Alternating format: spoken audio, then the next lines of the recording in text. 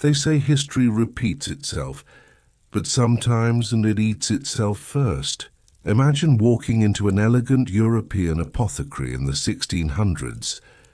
The shelves are filled with fine glass bottles, gilded labels, herbs, powders, and strange dark clumps sealed in wax.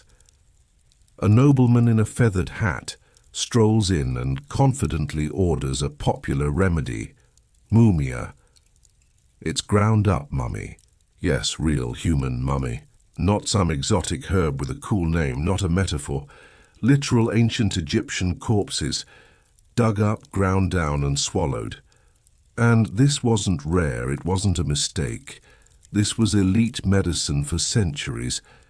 Doctors prescribed it. Royalty demanded it. Merchants sold it by the barrel. And nobody, not a single soul, seemed to stop and ask, wait, aren't we just eating dead people? The strangest part? They believed they were saving lives. For hundreds of years, Europeans believed that consuming the dried remains of ancient Egyptians could cure headaches, heal bruises, treat epilepsy, and even fix broken hearts. They believed in the power of death to give life, and they didn't care where the bodies came from. But where did this madness begin? How did we go from marveling at Egypt's sacred tombs to looting them for snacks? Let's rewind the clock. It all starts with a misunderstanding. When Arab traders first brought Egyptian mummies westward during the Middle Ages, they weren't selling them as food. They were selling them as bitumen, a kind of tar. The Arabic word for bitumen was mumia, which sounded a lot like the word for mummy. Over time, European merchants assumed these blackened, resin-coated corpses were actually the medicine themselves. So naturally, they started grinding them up and eating them. This wasn't seen as grotesque. It was considered sophisticated. After all, ancient Egyptians were wise, magical even. Their preservation techniques were legendary.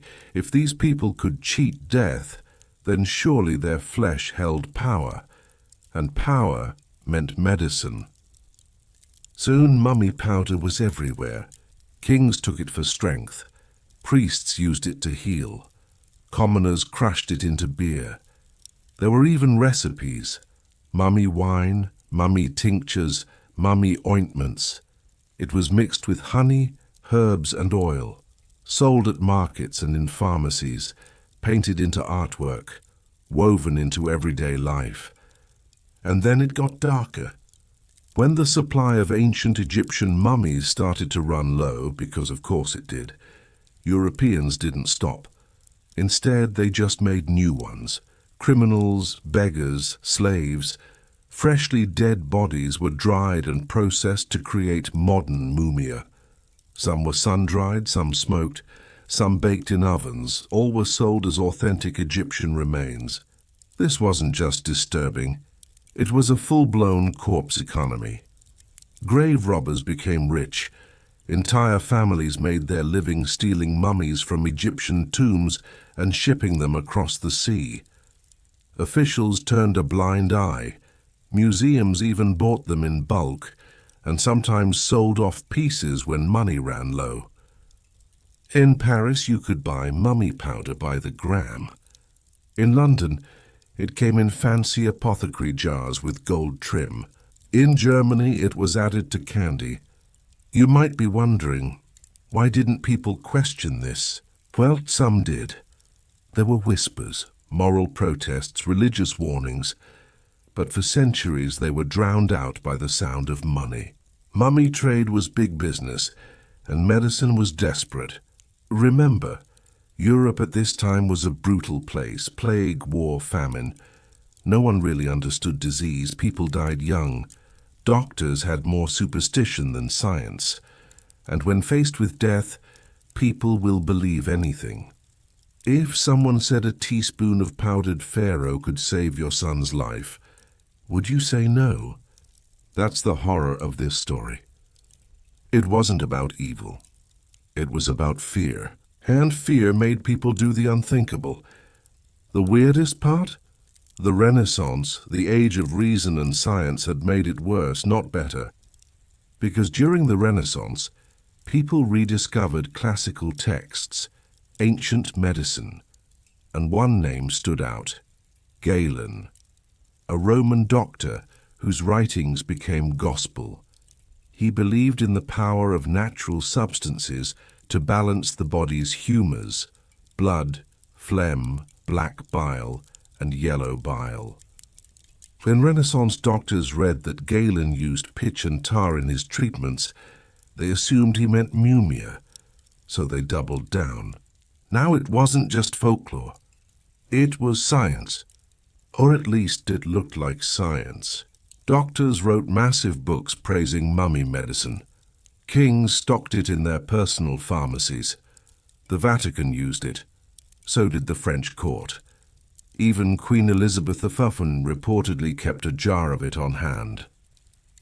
Think about that. One of the most powerful women in history may have nibbled on mummies for her migraines. There were no taboos, no horror, just acceptance. Europe had found a miracle cure, and no one cared where it came from. But eventually the cracks began to show. Some people started to notice that not all mummy powder was equal. Some was too fresh, too smelly, too recent.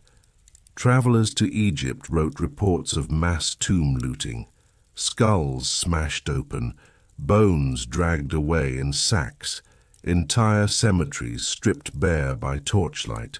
The sacred dead of Egypt turned into medicine cabinets. And still the hunger grew. So Europe got creative. They began producing their own European mummies. In some cases, criminals were executed and dried specifically for medicinal use. In others, bodies were stolen from hospitals or battlefields. Executioners became pharmacists. Hospitals became butcher shops. In Germany, a man named Johann Schröder wrote a medical textbook in 1651 with a recipe titled How to Make Your Own Mumia. The instructions included collecting fresh corpses of young red-haired men who had died violent deaths, cutting them into pieces, soaking them in wine and drying them in the sun. He even recommended adding a bit of myrrh and aloe to improve the taste. This wasn't fringe. This was mainstream. University-trained doctors read these books. Respected scholars taught them. This was not folk magic, this was medicine. But here's the thing about trends, they always end. The fall of mummy medicine didn't come from morals. It came from fraud. By the 1700s, there were too many fakes. Merchants were selling dirt, wood chips, animal bones, anything they could pass off as genuine. People started getting sick. Some died. Doctors were embarrassed. And slowly, quietly, the practice began to fade. By the mid-1800s, mumia had fallen out of favor, not because people suddenly respected the dead, but because they found better drugs. Mummy medicine was no longer profitable, so it disappeared from pharmacies and reappeared in museums. But the damage was done. Tens of thousands, maybe hundreds of thousands, of mummies were lost to this craze. Sacred tombs desecrated, histories erased, a culture devoured, literally, in the name of science.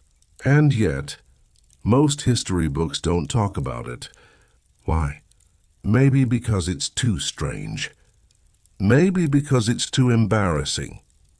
Or maybe because it reveals something we don't want to face, that the line between science and superstition isn't always clear. And sometimes the most civilized people in the world can be the most barbaric. The story of Europeans eating mummies is shocking enough, but what made it worse, what made it last centuries, was how deeply it became wrapped in Europe's obsession with Egypt. To truly understand how this happened, we need to talk about a strange psychological disease that took over Europe in the 17th and 18th centuries. They called it Egyptomania.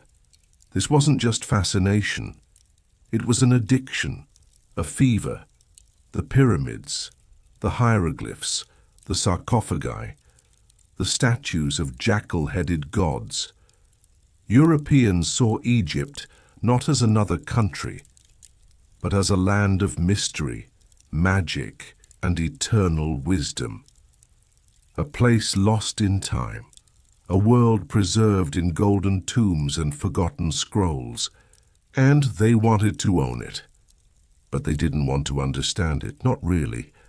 They wanted to wear Egypt like a costume, turn it into furniture, wallpaper, jewelry, and medicine.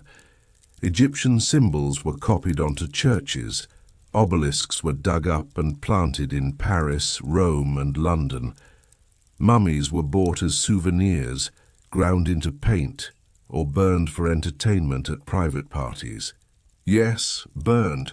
In England, it became fashionable for the upper class to host mummy unwrapping parties.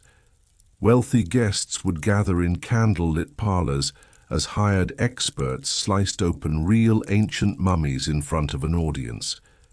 The smell of decayed linen and resin would fill the air. People gasped, some fainted, some clapped, and after the body was unwrapped, they would take pieces home. Fingers, teeth, hair, some were pressed into books, others worn in lockets, some ground into powder and swallowed with wine. The line between science and spectacle vanished, and all of it was justified with one word: knowledge. Because remember, this was the age of enlightenment, an era that worshipped reason, discovery, and evidence, but hidden under that polished surface was a darker truth, that even the most enlightened minds were still drenched in superstition.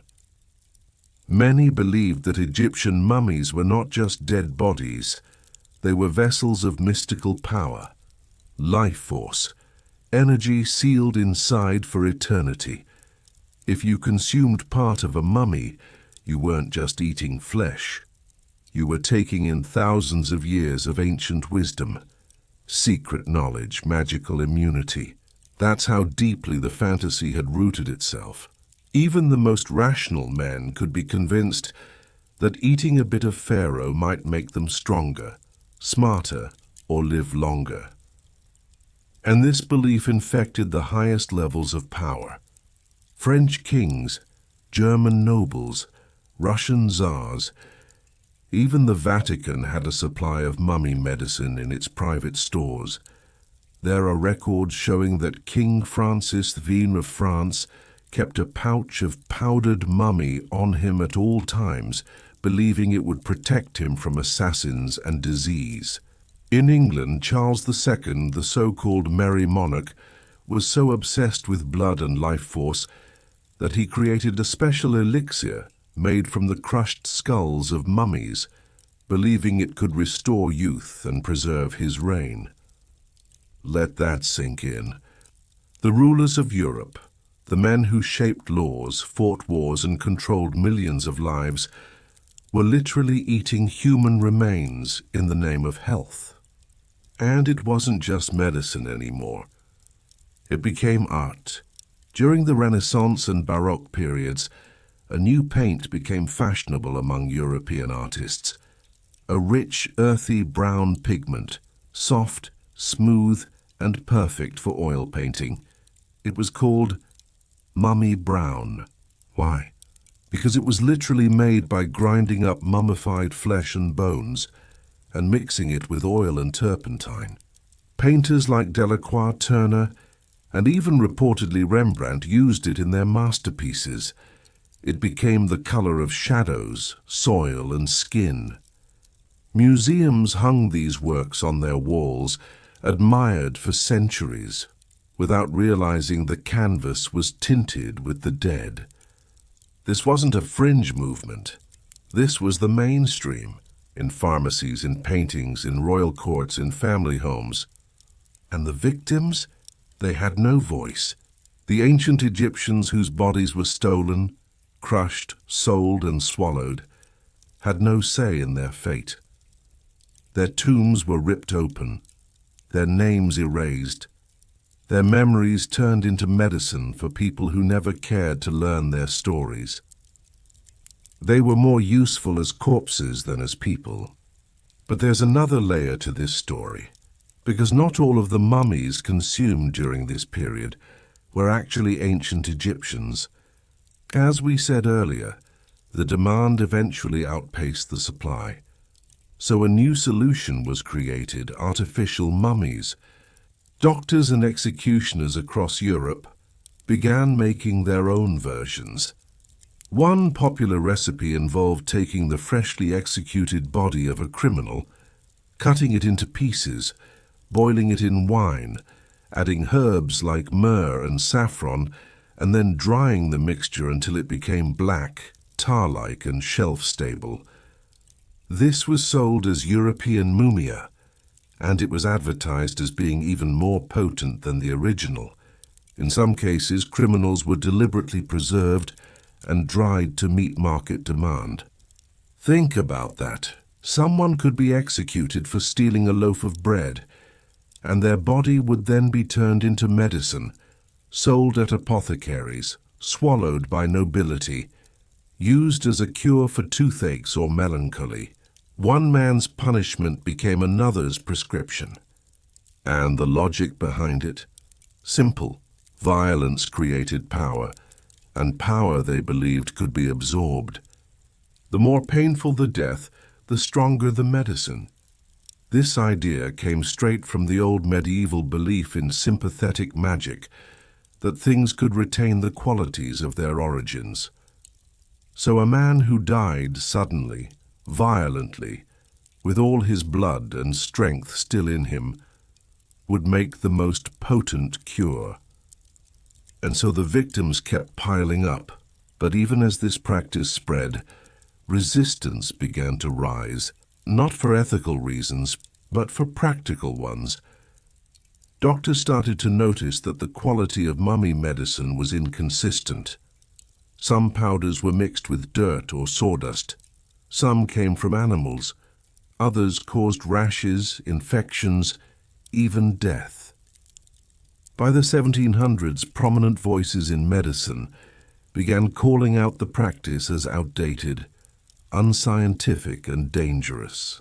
German physician Christoph Wilhelm Hufeland denounced mummy powder as useless. English doctors began mocking it in satirical essays. By the early 1800s, medical schools began removing it from their texts, and slowly the obsession died out. But it didn't die quickly. Even in the mid-1800s, tourists to Egypt were still buying mummies to take home. Museums were still acquiring them. Private collectors were still hosting unwrapping parties. And yes, some people were still eating them. The final death blow came not from medicine, but from archaeology. When European scholars finally began studying Egyptian history with respect, when they began translating hieroglyphs, understanding burial customs, and treating the dead as human beings instead of ingredients, the mummy trade collapsed. Because once you see someone as a person, it becomes much harder to consume them. But the damage had already been done. Thousands of tombs had been looted, countless remains destroyed, sacred sites desecrated, all in the name of science, health, and curiosity. Today we look back on this era with horror, but we should also look back with humility, because the people who ate mummies weren't madmen. They were doctors, kings, painters, priests. They were the best and brightest of their age, and they truly believed they were helping. That should scare us more than anything, because it means that even our best intentions can lead to unspeakable harm, and even the most advanced civilizations can lose their humanity. Europe didn't just steal bodies from ancient tombs, it stole meaning, because every Egyptian mummy told a story. of family, of faith, of a culture obsessed with the afterlife. The embalming process took 70 days, each organ carefully removed, the body purified, oiled, wrapped, and sealed with prayers. Charms were placed between the linen layers, spells spoken over the corpse, gold, lapis lazuli, carnelian, stones of power and protection placed near the heart and eyes. A proper burial wasn't just tradition, it was eternal survival. If your body was destroyed, you couldn't reach the afterlife. You couldn't be reborn. You were erased from existence. So when Europeans tore open these tombs, ripped out the linen, crushed the bones, and sold the pieces at street markets, they weren't just desecrating a corpse. They were destroying a soul's path to eternity. And yet, they didn't feel guilty. Why? Because somewhere deep in the European imagination, the people inside those tombs weren't people anymore. They were artifacts, props, instruments of curiosity, objects of study, curiosities to consume. This is the psychology of colonialism. The idea that everything in the world, bodies, land, gold, knowledge, exists to be taken, used and interpreted through your own lens. The mummies became symbols of conquest. Europe could say, we own the past, even death is ours to control. Egypt to them wasn't a living nation with a history. It was a treasure chest, a museum to pillage. And once a people are turned into objects, their pain becomes invisible. This is how the trade could survive for so long. Apothecaries didn't feel shame selling powdered pharaohs next to dried herbs. Artists didn't pause before dipping their brushes in mummy brown. Kings didn't flinch drinking skull-infused wine, because in their minds, these weren't crimes, they were curiosities, scientific progress. And yet, behind the powdered medicine and party tricks, there was a strange unspoken fear driving it all. A fear of death. The people who ate mummies didn't just want to be healthy, they wanted to be eternal. They wanted the immortality Egypt promised, but without the religion, without the rituals, without the humility. They believed that if they could just consume a piece of something ancient, maybe that age would pass into them. Maybe they too would endure. It was a spiritual shortcut. Why build a pyramid when you could buy a pharaoh? Why pray to gods when you could grind up their priests? This hunger for power disguised itself as curiosity, as medicine, as art. But at its core it was fear. The fear of aging, of disease, of death, of being forgotten. That fear hasn't gone away. In fact, it's stronger than ever. Today we don't eat mummies, but we still chase ancient cures. We drink smoothies with powdered superfoods from the Amazon. We inject stem cells. We swallow supplements made from shark cartilage and deer placenta.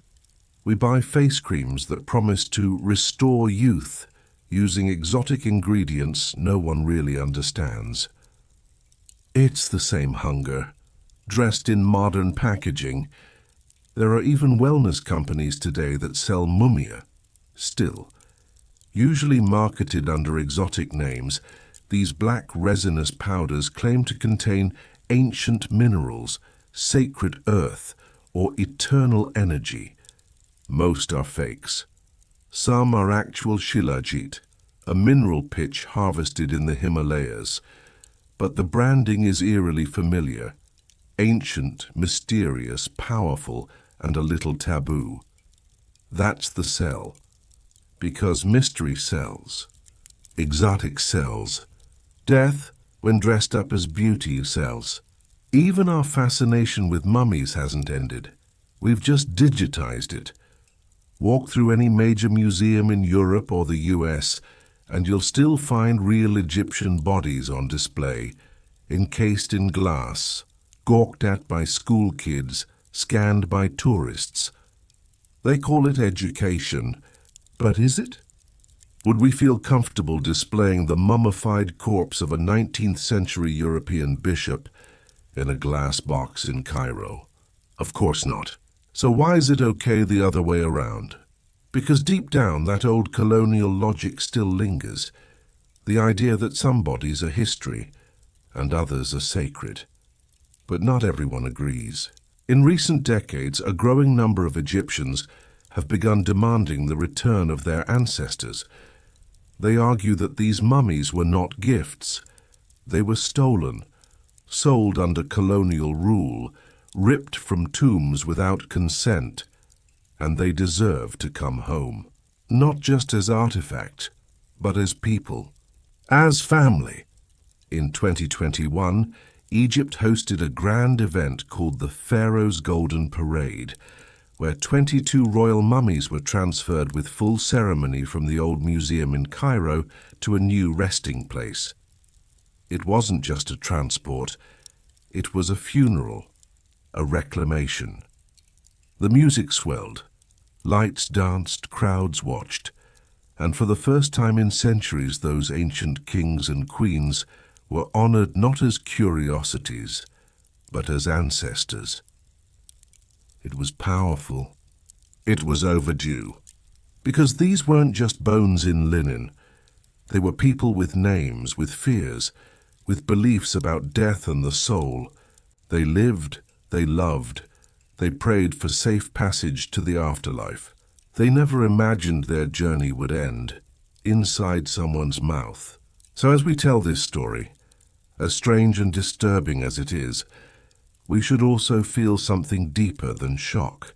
We should feel respect. Respect for how far people will go to escape death.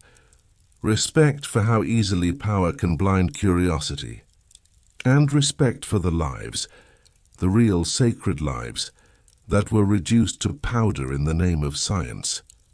The story doesn't stop with mummies. In fact, Europe's obsession with eating the dead was much bigger and much darker.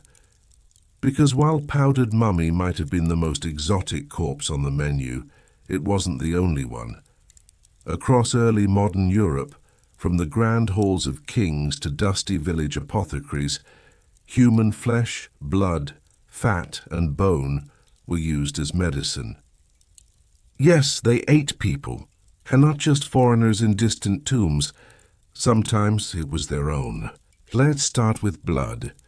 In the 17th century, the belief spread that freshly spilled human blood could treat epilepsy and other seizures. Why? Because it was thought to contain vital spirit, the life force still warm and flowing. So in many European cities, execution day became feeding day. Crowds would gather around the scaffold, not just to watch the condemned die, but to catch the blood. Some would dip cloths into it. Others brought cups. The rich might even pay the executioner directly to bottle it for them. Imagine standing in a crowd, cup in hand, waiting for a man's head to fall, just so you could sip the blood while it was still warm. And it wasn't just superstition. Royal physicians recommended it. German physician Oswald Kroll praised it. English doctors discussed dosage and preparation. In France, apothecaries offered vials of poor man's blood, so called because it came from the lower classes, those most often executed. Then there was human fat, often taken from corpses. Known as axungia hominis, it was rubbed onto wounds, broken bones, and even used in ointments for gout and arthritis. Grave robbers sometimes dug up fresh corpses to harvest it. Executioners, once again, became unofficial suppliers. They'd collect the fat from the bodies they dismembered, a sort of side hustle. And then came the skull. Yes, powdered skull was considered medicinal. It was especially used for migraines and internal bleeding. The most prized skulls were those of young people who had died violently, ideally by execution or sudden accident. Why? Because it was believed that sudden death preserved more of the life force. You can't make this up. Kings did it. Scholars did it. Religious men did it. The English King Charles II was so obsessed with it, he had his own special blend, the King's Drops. It was made from powdered human skull mixed with alcohol. He reportedly drank it often. The king, sipping ground human bone. But let's be clear, this wasn't seen as evil.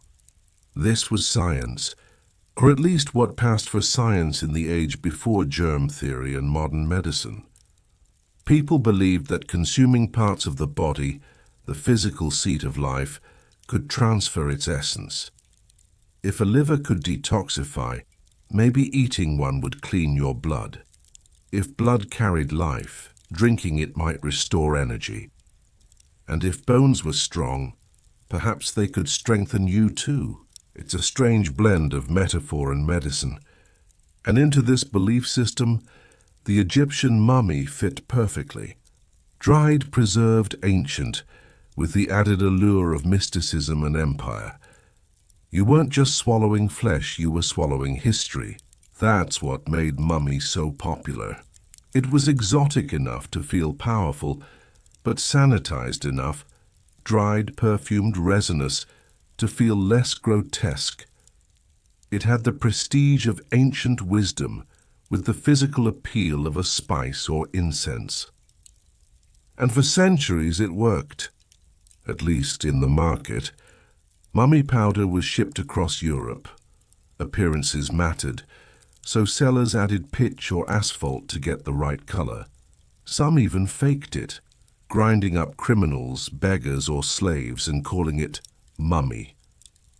There were no standards, just profit. It was in every sense a death industry. One German traveler in the 16th century wrote of a merchant in Alexandria who offered as much mummy as you want. If you wanted 12 pounds, he'd deliver. If you wanted whole limbs, ribs, hands, skull fragments, he could supply them. All of it robbed, desecrated, and sold to buyers who believed they were practicing medicine. But as with all things built on superstition and greed, cracks began to show. By the 18th century, a few voices began questioning the logic. Was there any real proof that mummy worked? Could eating the dead actually heal the living? Or were people just desperate? The Enlightenment was rising. Science, in its modern form, was gaining ground. Dissections, microscopes, hospitals, these were replacing charms and powders. Some doctors began warning that mummy powder was not only ineffective, but possibly harmful. It was, after all, full of decomposed human tissue, bacteria, and embalming chemicals. Not exactly clean. One British physician in 1789 called it a vile preparation that should be entirely banished from all practice. Others agreed. Slowly, the tide began to turn. But habits don't die easily, especially when they're tied to profit.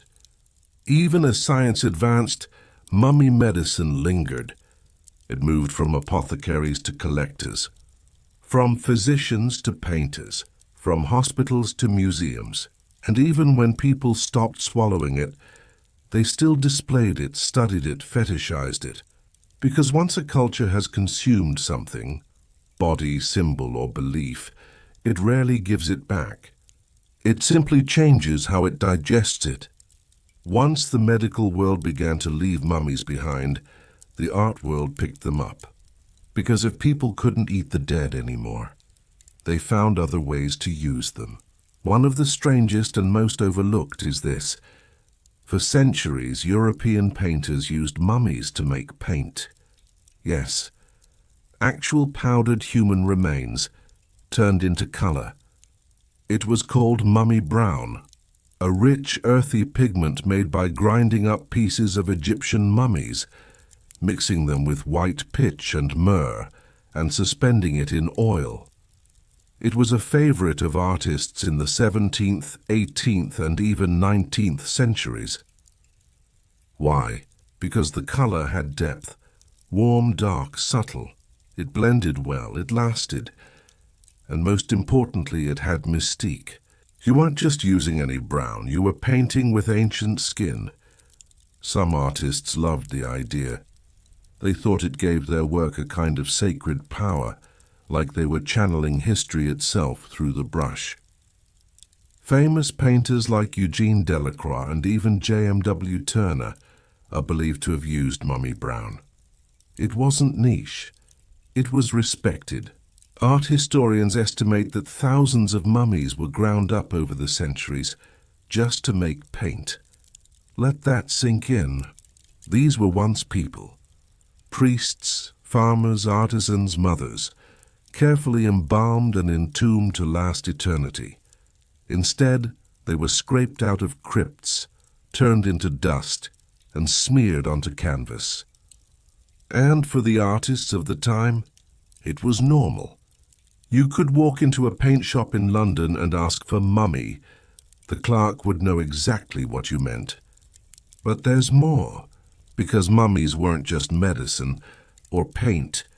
They became entertainment. Starting in the 18th and 19th centuries, as Egyptomania swept Europe, mummies became the stars of a bizarre new fad: mummy unwrapping parties. Yes, that was a thing. Wealthy collectors and curious aristocrats would gather in salons and drawing rooms to watch a mummy, recently acquired, sometimes looted, sometimes bought from traders, be unwrapped like a gift. It was part science, part spectacle, and all disrespect. Imagine the scene. A candlelit room, a silent crowd in evening dress. In the center, a long wooden table, and on it a human being, dead for thousands of years. The host might give a short lecture about Egypt, maybe mention pyramids or hieroglyphs. Then, with delicate hands, they'd begin peeling away the linen strips. Layer after layer of ancient wrapping, sometimes hundreds of feet long.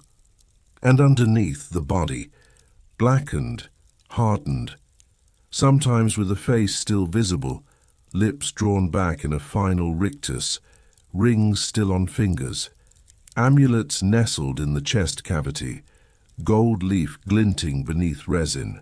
The crowd might gasp, some would take notes, others would sip wine as if at a play. Sometimes the body was dissected. Other times it was passed around, ribs, teeth, jewelry, souvenirs from a sacred tomb. People turned death into theater. Even major institutions got involved. Museums hosted public unwrappings in lecture halls. Newspapers covered them. It was science, yes, but it was also morbid entertainment.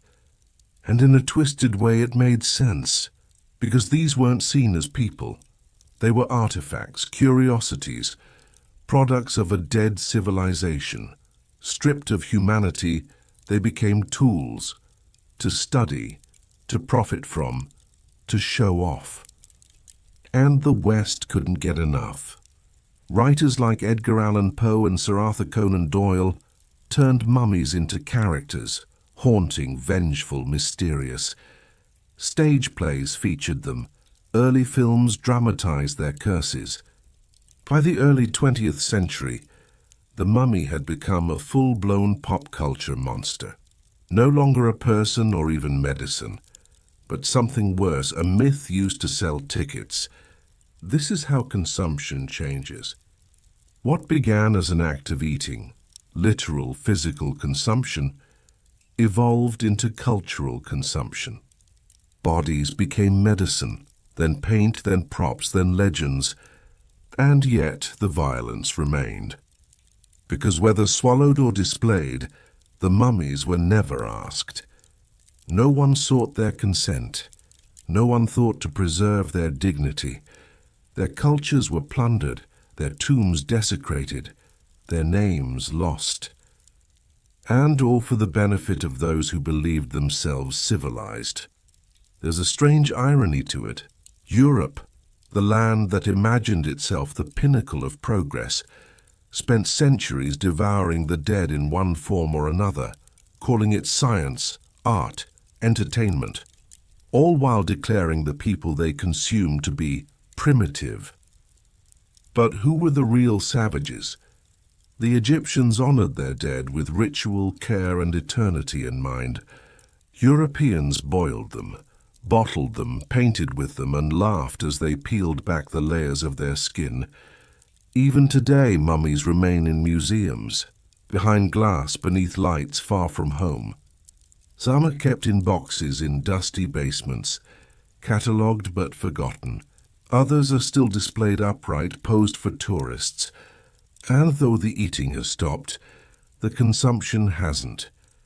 Because every click, every gaze, every replica Halloween costume continues the legacy. A fascination not with life, but with death stripped of meaning. And behind every wrapped body is a story we were never meant to own. Europe's obsession with mummies didn't just reveal a morbid curiosity. It exposed a deeper, uglier truth, one that still echoes today. At the heart of this centuries-long practice of consuming the dead, whether through medicine, paint, or entertainment, was something insidious. A double standard so deeply rooted that it passed for normal. Because when Europeans preserved their dead, it was sacred. A burial was solemn. A corpse deserved respect. Cemeteries were fenced. Tombstones guarded. Disturbing a grave could be a crime. But when it came to Egyptian mummies, to African bodies, the rules disappeared. Dig them up, grind them down, sell them, smear them on canvas, display them in glass. Suddenly a corpse was not a person. It was a product. That shift didn't happen by accident. It was enabled by centuries of imperialism and a belief system that placed European civilization at the top of the human pyramid. Egypt, once a mighty empire in its own right, had become, in the eyes of the West, just another exotic playground, a land full of treasure and mystery, but not people, not equals. By the 1800s, Egypt was under the thumb of European powers, first the French, then the British. Its ancient artifacts were carted off by the ton. Its history was claimed, renamed, and sold. Tombs were ransacked, mummies piled onto ships. Sarcophagi ended up in drawing rooms in London, Vienna, and Paris. Some were auctioned, some were stolen. Some were simply broken apart and discarded. And in all this, a simple truth was ignored. These were human remains. Every mummy was a person, with a name, a story, a family, and a belief that their body would rest undisturbed for eternity. Instead, they became fuel, for science, for spectacle, and for Western ego. Even worse, this wasn't seen as barbaric. It was called progress. You had professors giving lectures beside dissected mummies, claiming it was for education. Artists proudly listing mummy brown in their palettes, never once questioning the ethics. Doctors prescribing ground-up bones as medicine, believing they were enlightened. And the world applauded. This moral contradiction is what makes the mummy trade so disturbing. Europeans wouldn't have tolerated this if the roles were reversed. Imagine if, in 19th century Cairo, doctors were importing British corpses, grinding them into powder, and selling them as potions. Imagine if Egyptian artists were painting cathedrals with the remains of medieval monks. If Parisian aristocrats were being unwrapped for entertainment in public theatres. The outrage would be immediate. But when it was Egyptians, ancient Africans, it was different. Because colonialism didn't just conquer land. It conquered morality. It created a world where the bodies of others could be used, abused, and discarded, without guilt, without thought. And this didn't stop with mummies. Throughout the 19th and early 20th centuries, European powers trafficked in human remains from all over the world. Skulls from Africa, bones from Asia, preserved heads from the Americas.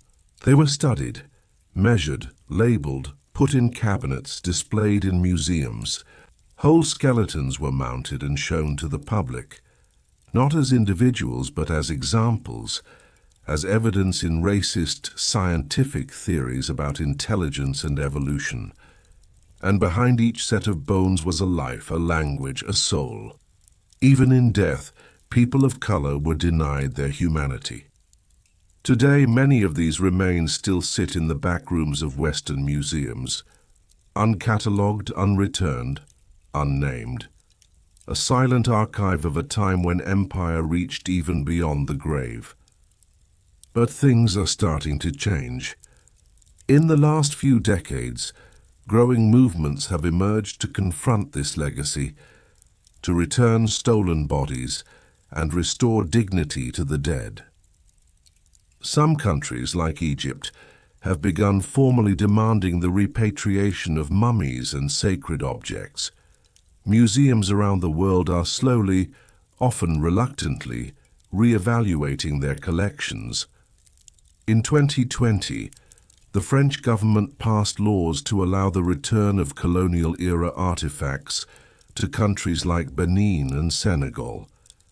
Germany has begun returning human remains to Namibia, where thousands were killed during colonial genocide. And even the British Museum, long criticized for hoarding artifacts, is under pressure to return not only sculptures, but human remains taken without consent. But the process is slow, and often full of resistance, because admitting the truth means confronting an uncomfortable fact that many of the world's greatest museums, universities, and art collections were built in part on stolen bones and broken graves.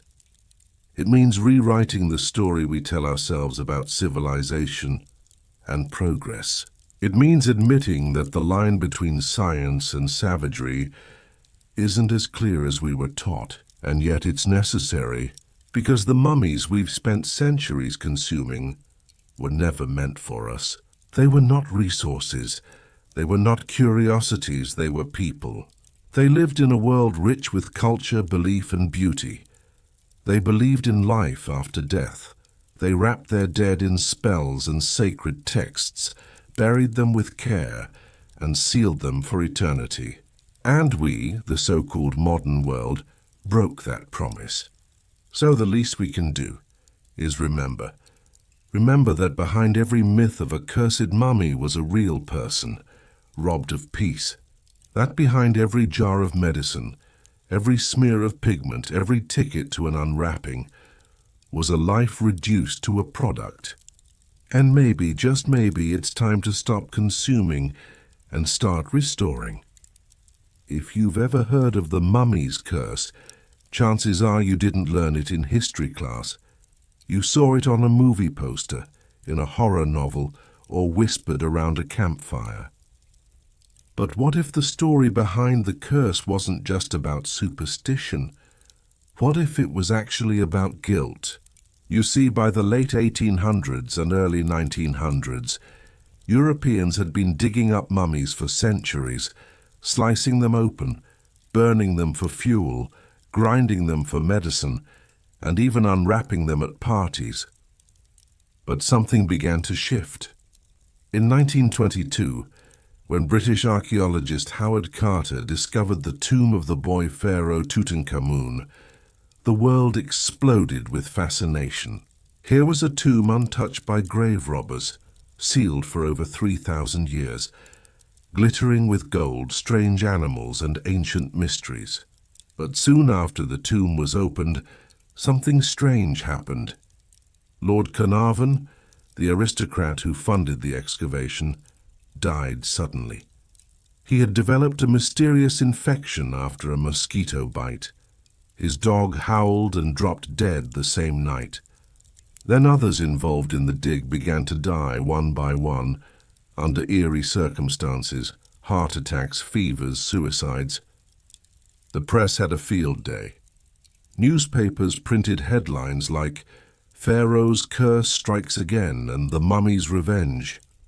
Journalists claimed Carter's canary had been eaten by a cobra, that the lights in Cairo had gone out the moment Carnarvon died, and that there were strange markings in the tomb warning of death. Suddenly, the idea of a mummy's curse was born. It didn't matter that most of the people who worked on the tomb lived long, healthy lives, or that there were no real ancient Egyptian texts that cursed intruders. The damage was done. From that moment on, the mummy was no longer just an artifact, it was a monster. Hollywood picked up the story and ran wild with it. In 1932, Universal Pictures released The Mummy, starring Boris Karloff, a reanimated corpse bent on revenge.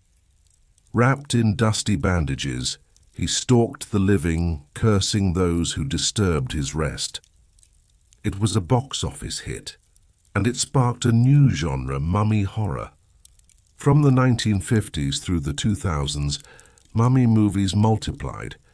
There were curse-themed thrillers, adventure flicks, and eventually the big-budget Brendan Fraser The Mummy franchise, where ancient tombs became playgrounds for explosions and undead chaos. But beneath the popcorn and screams was something deeper, a hidden anxiety. Because while audiences were watching mummies come back to punish tomb raiders on screen, real tomb raiding was still happening in the world. Artifacts were still being stolen. Human remains were still on display.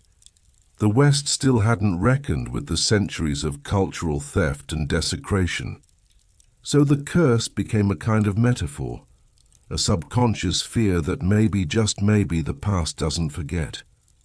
That disturbing the dead, mocking their rituals and stealing their sacred objects might have consequences.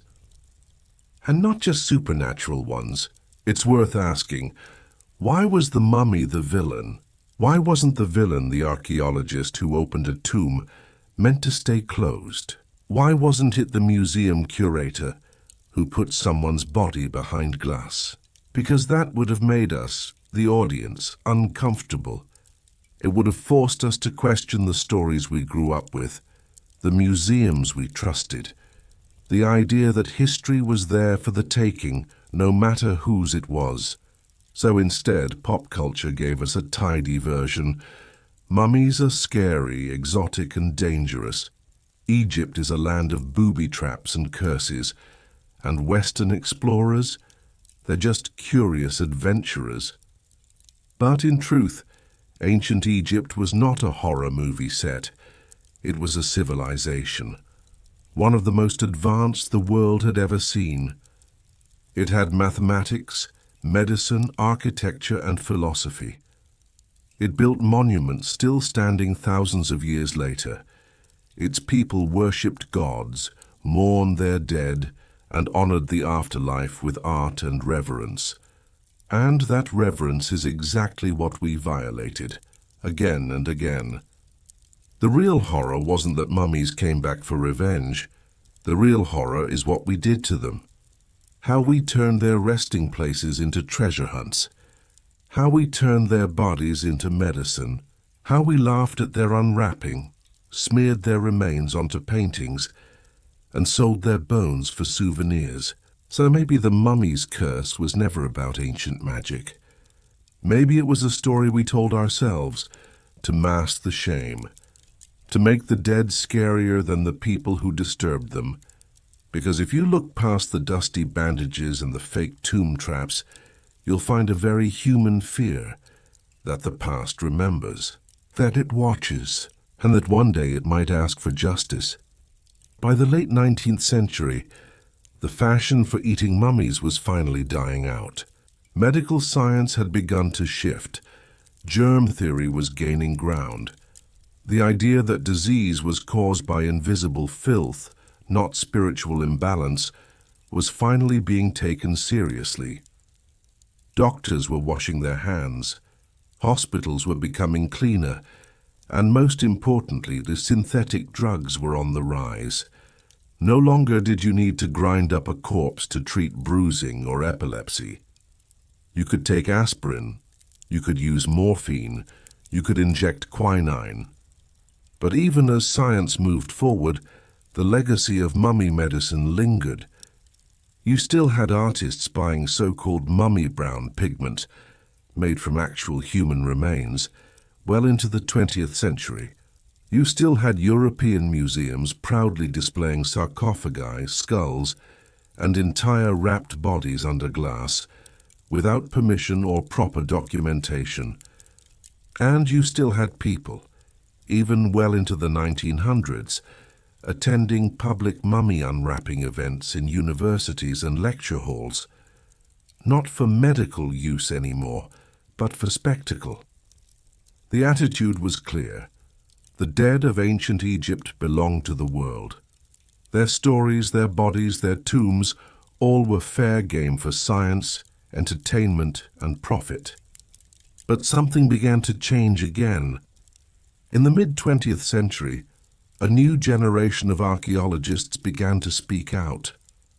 They weren't just interested in discovering more tombs or showing off golden artifacts.